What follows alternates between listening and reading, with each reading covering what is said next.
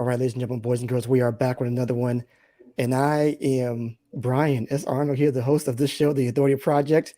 And I'm here with Ari Galper, the world's number one best, how do we say it? Number one best Authority on trust-based selling. authority on trust-based selling. I apologize. We're trying to get it right here. For we just got this on here. No worries. That's okay. He's the world's best. Okay. How about that? The world's best, the world's best the world's best. All right. So he is here. He says he's going to show us how to double your sales with trust based selling. Is that right, Ari? That's the plan. All right. Well, we certainly hope so today. We're looking forward to it. Here we go with the intro music. Let's go. All right, ladies and gentlemen, boys and girls, feast your eyes and tune your ears. It's that time again.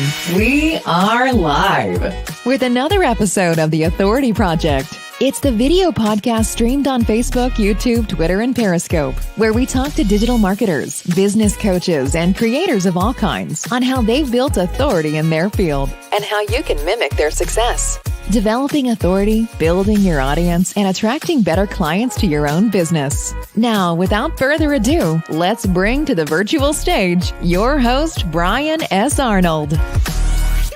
All right. And we are back with another one, folks. It is Brian S. Arnold here. And I am here with Ari Galper. And we're talking about how to double your sales with trust-based selling. He is the world's best. I know I flubbed that up in the beginning, but it's okay. We're here and we're all set. We're imperfect people. How about that? How are you doing today, Ari? Really good, my friend. Looking forward to this. Awesome. Me too. Me too. I am excited. Always excited about talking about selling because not really my forte. So it's great to have somebody who is, the best at it. How about that? In trust-based selling and getting that done for you in your business. So I just want to start off like I usually do. Tell us, Ari, who are you personally and then professionally? Sure. So I'm originally from California. I now live in Sydney, Australia. I've been Okay. here for the last 18 years or so. Met my wife on a dating site many years ago, pre-swiping, just the photo and text. That's pretty much it. And she's working in Los Angeles. We actually met there, came out here, got engaged, got married, and we are been here now for, like I said, for 18 years. And really, I specialize in a unique specialization called trust-based selling, which is helping people make the sale without pressure, without closing, and without chasing, doing it in an integrity-based way that feels right for everybody and is much more effective than how people think selling should be. I love that. And we're going to get right into that because I have a lot to say, but we don't have that much time. So I want you to say most of it about this because I think that's a big thing that I see some bad things happening in Facebook as far as that's concerned. And there's no trust-based selling. It's just all out war, just like who gets the next person, I just don't like it. So I hope you have a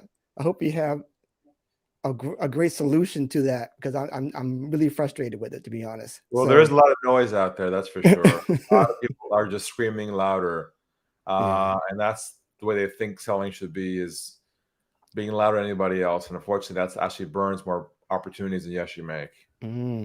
Okay. I just want to I usually have another question. I'm going to ask you, and we can just do this quickly. Do you have a daily routine, Ari? I do. I mean, I very much decide in the morning what's my priorities for the day. And I got this inspiration from Jeff Bezos. He says he goes to work every day and he only makes 3 decisions, and that's it. And so I got to decide which decisions those are to be most effective. So yeah, there is some structure around that. I love it. Well, that's nice and succinct. Great. Let's get to it. So I think one of the first things about selling that I want to ask you about is, do you have a process or the mental drain of the pain of rejection? Do you have something for that? Well, I've got a story I can tell you around that Absolutely. Yes. inspired me to build this whole model out 20 years ago. But I used to be a sales manager in a software company, and we sold the Okay. first online website tracking tools. Now it's called Google Analytics. You may have heard of that, but Yeah. we launched that many years ago. I was managing 18 salespeople at the time, and the big opportunity came across my desk. And this one lead came across my desk, and I called them back. And it was a big, huge company, lots of websites. They were looking at our product, and they were so big. If I close this one sale, it will double the revenue in one transaction. That's how big it was. And Wow. so, great conversation with the guy, good contact. He agrees to a conference call and a demo of our product. We set it up. It's Friday, 4 o'clock in the afternoon. I'll never forget it. And the day finally comes, and I'm in my conference room with our CEO, and we close door behind us, and a big, long conference table. In the middle of the table is the old school speakerphones, the ones with the Starship Enterprise looking ones. Yes. Yes. And I hit the dial tone, dial the number, phone rings. He picks it up. He's like, "Hey, Ari, how's it going?" "Good." We had a quick conversation. And he's like, "Ari, let us tell you who's with us in the room today." I was like, "Great. Who else is there?" Next thing I hear is, "My name's John. I'm CEO." "Oh, this is good." "My name's Mike. I'm head of global IT." "Even better." "My name's Julie. I'm head of marketing." Amazing. I mean, everybody on this call, Brian, was a decision maker. Like, Wow. they were Okay. all there. It's going to happen. It's going to happen today. So Yeah. I introduced myself. The one that we logged in, gave them a live demo of our product to show them how it looks, to see how the website data being collected in real time. Yeah. And they're looking at this, and I'm showing this to them, and I'm clicking around, and I start hearing this noise on the phone call, like, "Wow, this is great. This is amazing." They start asking me all kinds of questions. How does it work? How do we install it? Who are your clients? How does technology work? And of course, I had all the answers. I was competent. I was friendly. There was so much chemistry on this phone call. It was like a love fest on the phone. You know what I'm talking about? Like, Yes. Yes. it's just Yes. going so well. And they're asking me all the right kinds of questions. I got all the answers. This is like how the dream sales call should be. An hour goes by. They're happy. They're excited. The call comes to a close. And my guy says to me, "Ari, this is great. We love this. Look, give us a call a couple of weeks, follow up with us, and we'll move this thing forward." I'm like, "Oh, thank you, God. What a perfect ending to a call."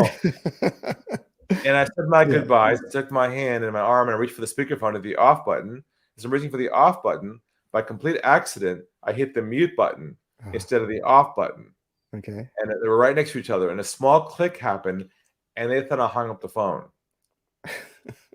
In that split second, a voice inside of me says, "Ari, go to the dark side. Be a fly on the wall. Go where Yeah. no one's ever gone before in the world of selling." Yeah. So I pulled my thumb back for a couple of seconds.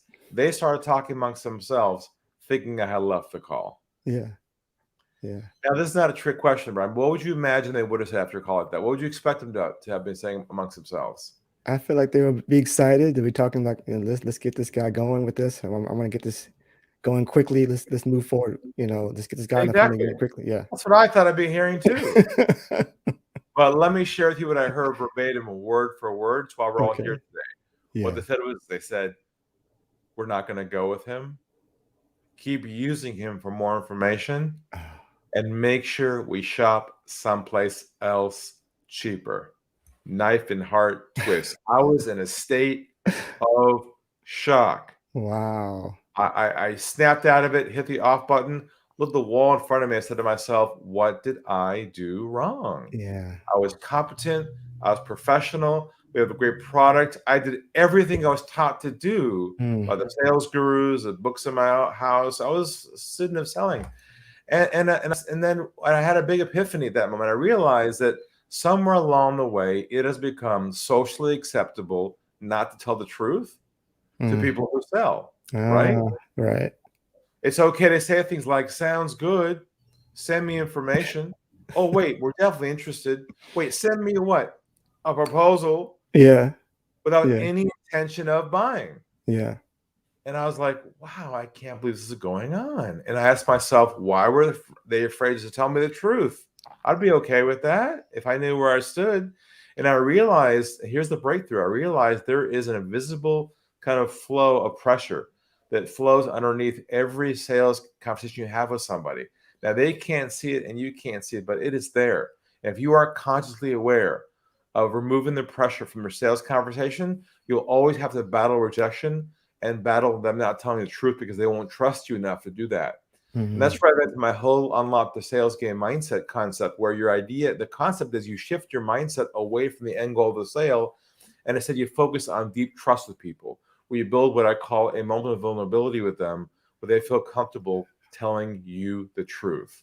Okay. And that became a whole revolution 20 years ago, which has now helped thousands of business owners and consultants and salespeople who are struggling to chase ghosts and playing the numbers game and hating sales right now. Oh, awesome. Can you be privy to maybe give us one tip about how you get that to that point where you are letting them be vulnerable to you, to tell you the truth? Sure. Yeah. Let's do an example right now. Okay. Let's say you have a live call, first call with somebody over the phone, a potential client, and it's a good conversation. Call's going well, good chemistry, looks like a good fit, and the call comes to an end. Normally in sales, we're taught to move people forward, right? We say things like, "Hey, how about we have a cup of coffee? How about we do a demo? How about we get together?" We're conditioned to move things towards a sale. Yeah. But what happens if you try to move somebody forward right there and they aren't ready yet? What do you break with them right there early in your process? If you try and move them forward, yeah, exactly. you break trust, right? Right. So Right. same scenario, our mindset and our what we call trust-based languaging. We invented our own body of work around how to connect with people without scripting. So here's how it goes. Call's going well, good fit, call comes to an end. Rather than saying, "Hey, how about we move things forward?" What we say instead is this, and you all may want to write this one down. We say, "Where do you think we should go from here?" And I'll say it again. Where do you think we should go from here? Wow. Now, how does that change the moment, the dynamic of the moment? Yeah. What's happening there? It puts the onus on the person instead of you. Yeah. Yeah, So you're not really selling, like you're saying. Yeah. You're shifting the ball to their court. And usually when you say to somebody, "Where do you think we should go from here?" they're usually in a state of shock. Yes. in vulnerability, really. Yeah, they can't believe somebody in business would ask them what they want to do. They're so used to being pulled down to a next step, which is so 1980s, hey, let's move things forward. And they know it a mile away. The moment they sense that you're trying to move them forward, it's over. Because moving people forward creates momentum. Momentum puts pressure on the process, and they push back on you and feel comfortable not telling the truth, just giving you a few breadcrumbs to keep you interested, keep you excited, but will never be vulnerable enough to tell you where you stand. That's the whole chasing game reason. I love it. I love it. So that's perfect. hope everybody hope this it's a quick note. That's amazing. So let's get into what you just left off with as far as the chase. Because I think if people get very, the energy in the process, like I said, I have some issues right now with Facebook about the chase. Everybody's into the chase. What is your process of what that means, or should we be chasing, basically? In our how world, you feel about that? In our world, we don't chase at all. Yeah. Chase, the minute you start chasing somebody, it's over. That means you messed up. You didn't build enough trust with them before that. You see, the reason why we're chasing people and long sales cycles is because no one taught us how to build deep trust with people from the beginning. And so what happens, we play the sales game. What we do is we try and build a relationship with the person early on, which is a no-no. I'm dropping a bomb right now, I know. But in our world, we teach our clients to stop building relationships. Oh, okay. Wait a minute. Stop. See, because I was thinking to myself, like, I don't see people making connections. So you're saying that's not the way to go. What I'm suggesting is that relationship building and trust building are mutually exclusive. Okay. Meaning you can build trust with somebody without doing the whole fake, "Hey, how's it going? Nice to meet you. Nice to meet you too as well." They know it's fake. Okay. Yeah. They don't want to become your friend. Yeah. And that's the old sales gurus who said, "Hey, they got to like you. They got to know you before they buy from you." Well, that's a lot of BS because we discovered when you shift your mindset to a doctor-patient relationship, Yeah. we're the doctor and they're the patient. See, doctors don't try to become your friend. Doctors diagnose your problem. Yeah. And then they prescribe a solution. You see, what I tell my clients is this: stop. Here's another bomb for you. Stop building value with people pre-sale. That's doing free consulting. Instead, provide clarity on their issues, so they feel you're the only one that understands them. Because when you understand someone else at a deep level, they feel this moment of resonating with you, with this vibration where they say to themselves, man, he just gets me. He understands me. Yeah. That's called deep trust. You see, we're not taught to do that in selling. We're taught the moment we've had an opportunity, our instinct is to move things where? Yeah. Forward. Yeah. Yeah. That's the mistake you're making. Everyone, not Yeah. you, but whoever's doing this, because rather than move things forward, you should be going deeper, down what I call the iceberg with people. Because the iceberg is a metaphor here. And what happens is when you get to know someone in the beginning, they only give you what I call surface level information, just enough for you to chew on, to be excited, but they don't really tell you the truth. And down below the iceberg, it's the truth. And your job is to go down and amplify and peel the onion back to go to the core of their problem, not to provide a solution on what you think they want. Because in most cases, and you probably know this is a kind of a deep truth, that many of your customers may tell you what they want, but they sure as heck don't know what they need. Yeah. I love that metaphor about the doctor. You're just giving them a diagnosis and then basically saying, where, I guess after that, you say, where do we go from here? Where do you want to go from here? Exactly. You know what's funny? I'm working on a bumper sticker right now for my clients, and I'll show it to you. I have it here. Yeah, I've got a little. Doctors don't do coffee. Correct. Doctors don't socialize. They don't say, hey, how's the weather outside? They're there for one reason, with bedside manner and warmth to really address your problem. And the minute you start to get all chummy with people and friendly and have a cup of coffee and start rubbing shoulders, you're back to the old school salesperson from 1980. Okay. That's perfect. That's perfect. So we went into the chase, we got into, how to really get the person going forward without selling. So I think the next question would be, how do you get them to the table? How do you get them on your front door, so that you have this person there? Is there content that you're giving them? What are you doing to get them to the table? You don't deliver any content. Okay. Wait a minute. No content? Nothing? No. Okay. Well, that's marketing. If you're going to do marketing pre-conversation, then yes, you do content, but it's not solution-based. Okay. It's problem-based. Okay. Go ahead. But in terms of the sales conversation, once you get them there, then what you want to do is you basically want to do an X-ray on their problem.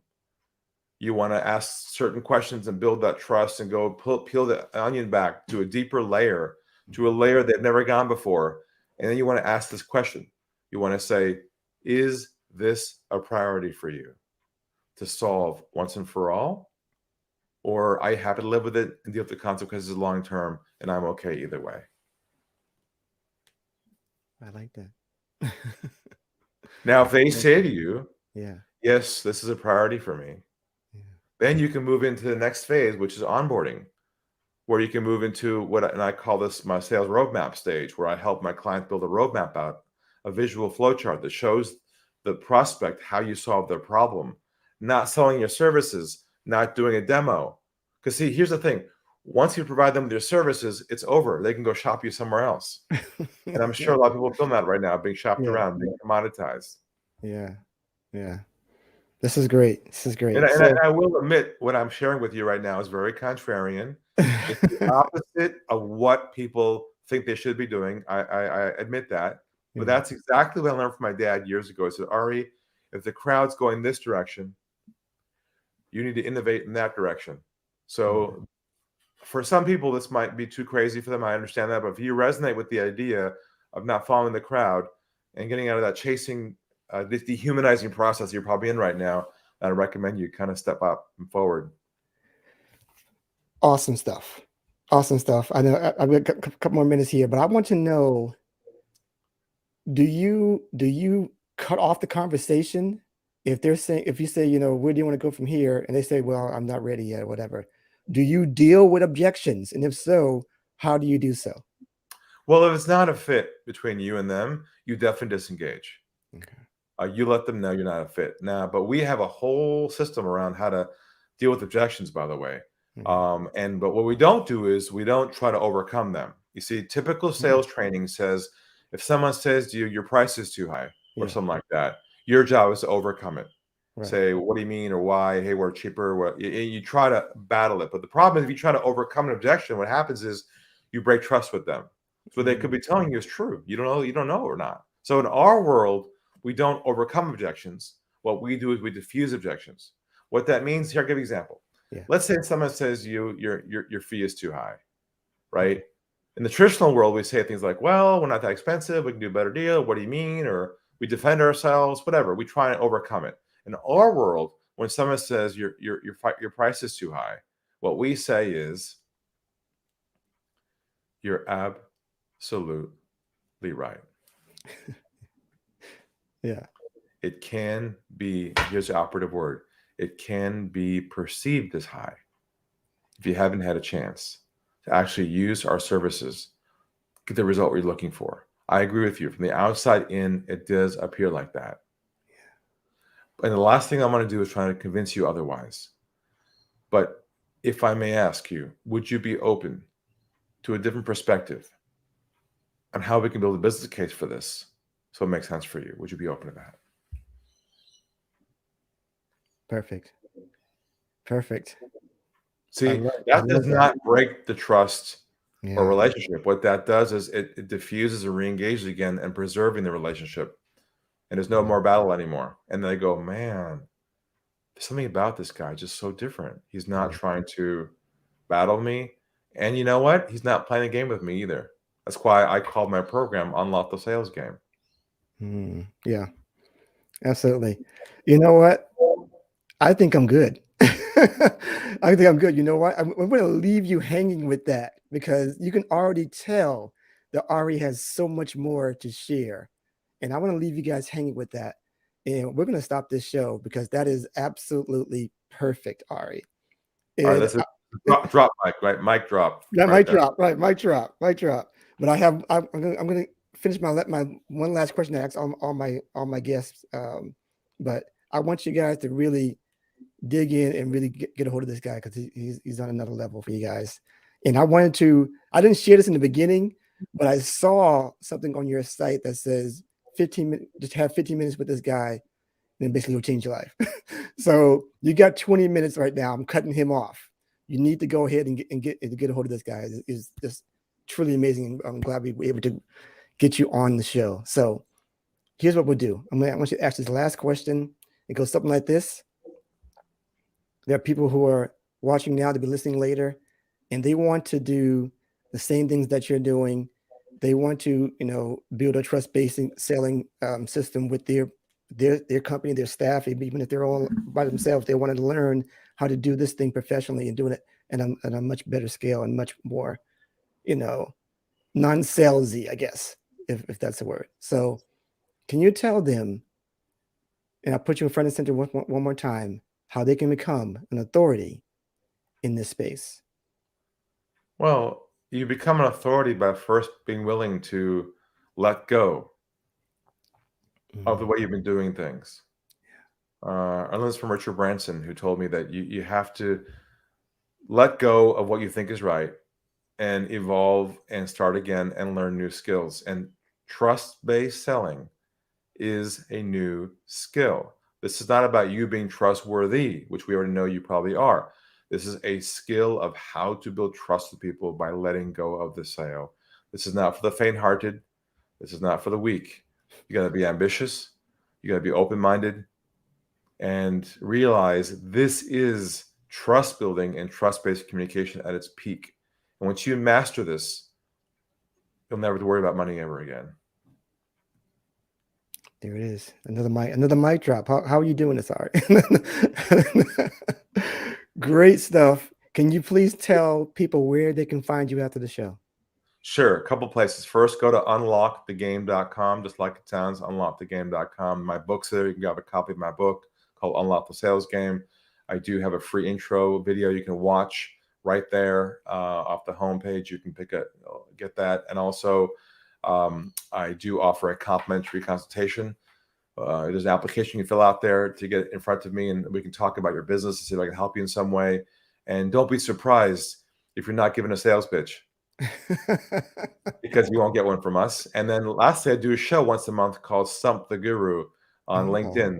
Where you can jump in live, throw me your hardest, most complex sales challenge, and see if I can answer it on my show. And I'm very accessible on LinkedIn. Just drop me a connection, say hello, that you heard me here. And we'll go from there. Awesome stuff.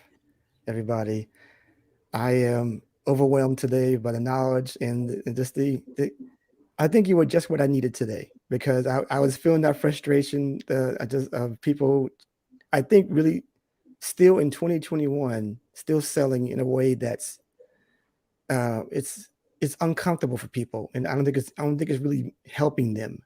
Yeah. I think in some ways it's a way of like shaming them into doing something that they maybe. Yeah.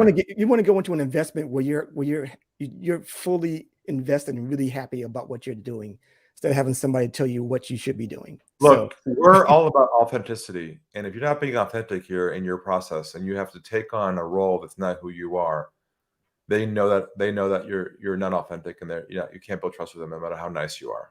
Yeah. Unbelievable. Great stuff. I can probably talk to you for another half an hour or so, but I'm going to cut it off now.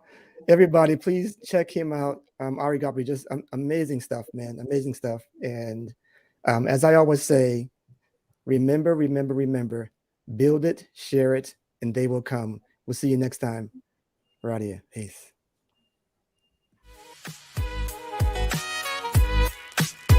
And that's a wrap for this episode of The Authority Project. Thanks so much for tuning in. And if you like what you heard, we want to hear from you. Subscribe, rate, and give an honest review. Share and tell your friends so they can hear too. And for even more authority building tactics, be sure to sign up at theauthorityletter.com. Get free weekly content and ongoing digital product giveaways to help you on your entrepreneurial journey. We certainly hope you got a key takeaway, or maybe an aha moment from today's broadcast. Just remember, it's your authority. Build it, share it, and they will come. Until next time.